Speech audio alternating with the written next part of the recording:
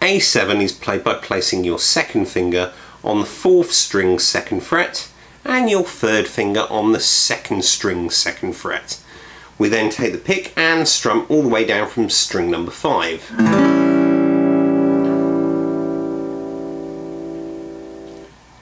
B7 is played by placing your first finger on the 4th string 1st fret, second finger on the 5th string 2nd fret, third finger on the 3rd string 2nd fret, and your little finger on the 1st string 2nd fret.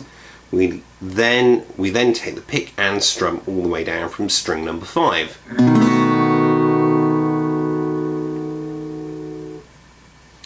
C7 is played by placing your first finger on the 2nd string 1st fret, second finger on the 4th string 2nd fret, third finger on the 5th string 3rd fret, and your little finger on the 3rd string 3rd fret.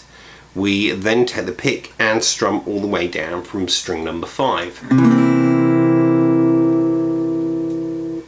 D7 is played by placing your first finger on the 2nd string 1st fret, second finger on the 3rd string 2nd fret, and third finger on the 1st string 2nd fret.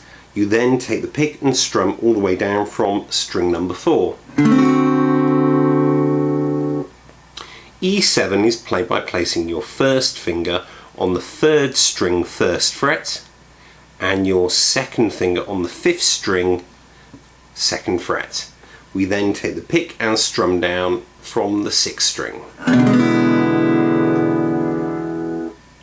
F7 is played by placing your first finger on the 1st string 1st fret, your second finger on the 3rd string 2nd fret, your third finger on the 4th string 3rd fret, and your little finger on the 2nd string 4th fret. We then play the chord by strumming down from string number 4. G7 is played by placing your first finger on the 1st string 1st fret, your second finger on the 5th string 2nd fret, and your third finger on the 6th string 3rd fret.